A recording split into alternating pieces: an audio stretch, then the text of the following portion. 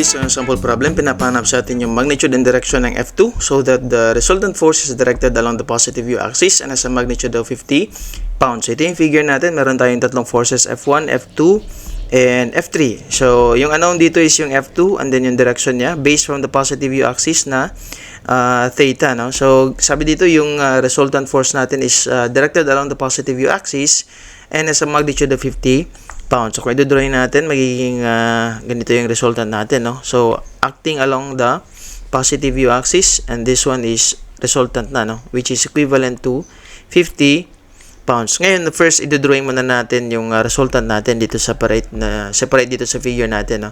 So, we have R is directed na pag ano, no? Which is 25 degrees based on the positive x-axis. And then, we have the Rx or yung horizontal component, and then we have the Ry which is the vertical na component. So we have R, ayusin lang natin yung pagkasulat. We have R and then we have Ry and then we have Rx, and then this one is your angle 25 degrees. So based pa lang dito sa figure natin, pwede na nating makuha yung equation natin ng Rx and Ry relative dito sa given na R. So we have Rx. Since adjacent siya ng 25, so we have cosine yung gagamitin natin dyan. No? So that's R cosine of 25 degrees, or that's 50 cosine of 25 degrees. Si Ry naman, that's opposite ng angle, so sine yung gagamitin natin. So diretsuhin na lang natin sa 50 sine of 25 degrees. So yun yung equation natin for Rx and Ry based dito sa given na value for R. And then, next naman na pwede nating makuha din dito sa figure natin is yung Pythagorean theorem na equation. So, we have R squared is equivalent to Rx squared plus Ry squared. And of course, considering na yung resultant is collection na siya, no? Or ano ba tawag dun? Summation na siya, no? Ng components natin for F1, F2, and F3. So, meron tayong equation na si Rx is just equivalent to the summation of forces along X, o yung mga component na acting along the X-axis. And then we have Ry, summation lang siya ng forces along the Y-axis. So, pwede natin ilagay yan dito sa taas, no, sa equation natin.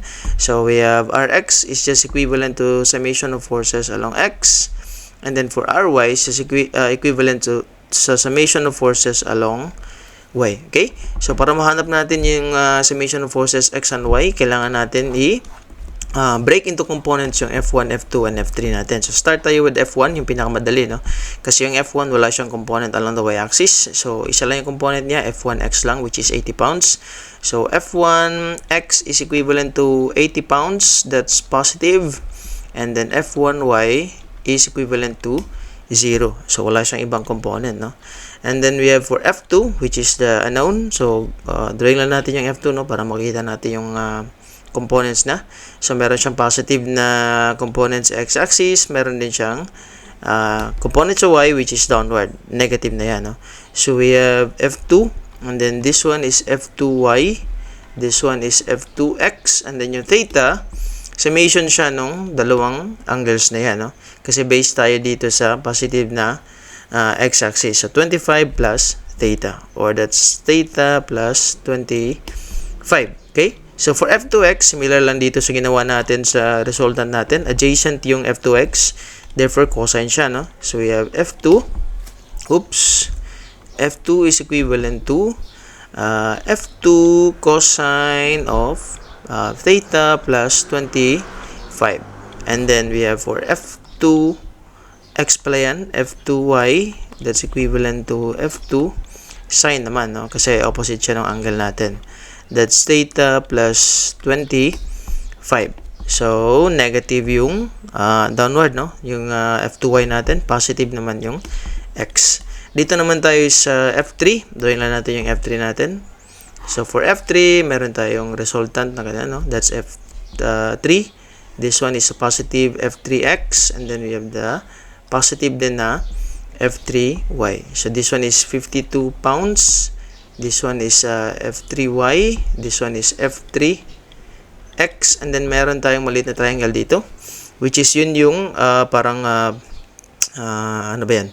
tawag doon na description siya, no, kung anong uri ng triangle yung meron tayo, no. So based dito sa dimensions natin, gagawa tayo ng ano ba tawag doon, magsisimilar triangles tayo, no. So for f3x, so f3x is to f3, same siya ng relationship niyan for dito sa horizontal yung gagamitin natin kasi horizontal si f3x, so 5 over 13 dun sa triangle natin, no. So therefore we have an equation for f3x that's equivalent to, lipat natin yung f3 which is equivalent lang siya sa 52, so diretsuhin na natin 5 over 13 of 52. And then for f3y naman, since vertical si f3y, so yung 12 yung gagamitin natin, yung vertical naman na side nung maliit na triangle, no. So we have 12 over 13 of 52. Okay, so dito tayo sa calculator natin. That's 5 times 52 divided by 13. We have 20 pounds. 20 pounds na positive. And then we have 12 times 52 divided by 13. That's 48 pounds na positive din. 48 pounds na acting upward. That's positive. Okay? So, ngayon, meron na tayong components along the x and y axis. Substitute na natin sila dito sa equations natin. Okay? So, we have summation of forces along x. Dito tayo sa x muna, no? So, summation of forces along x, ito yung equivalent niya, 50 cosine 25. So, isulat na lang natin dito. So, we have 50 cosine of 25 is equivalent to summation of forces along x. We have f1 is 80. And then we have plus f2 is cosine, no? And positive din, no? So, positive. So, we have f2 cosine of theta plus 25 plus yung f3x natin which is 20 pounds plus 20. So, i-simplify lang natin. So, we have 50 cosine 25. Dito na tayo sa calculator. 50 cosine 25 minus 80 minus 20. So, that's a negative 54.68. So, we have negative 54.68 is equivalent to f2 cosine of theta plus 25. Okay, mamaya na natin i-simplify ulit yan, no? Dito naman tayo sa y. Notice na dito sa figure natin sa triangle, si ry is downward, so therefore negative siya, no? So we have a negative 50 sine of 25 is equivalent to summation of forces along y, 0 sa f1y. f2y naman is downward din, no? So negative 25, hindi pala, no? f2 pala yan. f2 sine of theta plus 25.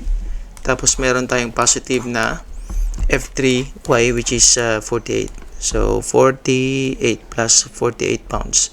Therefore, evaluate natin yan sa calculator. We have negative 50 sine of 25 minus 48. Minus 48, that's a negative 69. 69.13 is equivalent to negative f2.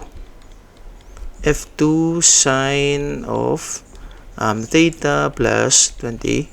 Based dito sa mga nakuhang equations natin, meron tayong two equations, two unknowns. That's equation 1. This one is equation 2. Yung equation 2 natin, since negative yung both sides niya, pwede na nating i-neglect yung pwede na nating tanggalin to kasi negative, so magiging positive lang din yan, no? So ngayon, meron na tayong dalawang equations, no? 1 and 2. Pinakamadaling gawin natin dito is di-divide natin sa equation 2 sa equation 1 para makakuha tayo ng tangent ng theta plus 25. So dividing equation 2 and 1, we have 69.13 equals f2 sine of theta plus 25, and we have negative 54.68. That's equivalent to f2 cosine of theta plus 25, divide mo yan, ganyan natin straight line, yan, divide natin yan. So we have 69.13 divided by 54.68, that's a negative, tapos equals, magkakancel yung F2 natin dyan kasi divide yan. So we have tangent of theta plus 25 degrees. And i-evaluate natin sa calculator yung 69.13, o mamaya na lang, no? Diretsuhin na lang natin, no? Para isang compute lang. So we have tangent negative 1 of 69.13, negative yan, no? 54.68 is equivalent to theta plus 25. Therefore, makakuha tayo ng theta na value, which is equivalent to you have shift tangent, so tangent negative 1 of negative, may parenthesis na pala, no? Negative 69.13 divided by 54.68. That's a negative 51.66 minus 25. That's 76.66. 66 degrees negative. Ngayon, negative yung nakuha natin para sa theta, no? So, medyo tricky yung sagot na to kasi negative yung angle natin. Ibig sabihin, pag i-drawing natin yung, or dito na lang tayo, no? Dito na tayo sa original na figure natin. Delete na lang natin yung mga, muna, para maging malinis yung figure natin. So, dito sa figure natin, originally, ito yung F2 natin. Pero, sabi dito sa final answer natin, negative 76, no? So, negative 76. Tapos, yung assumption kasi natin na direction ng F2 is papunta dito, no?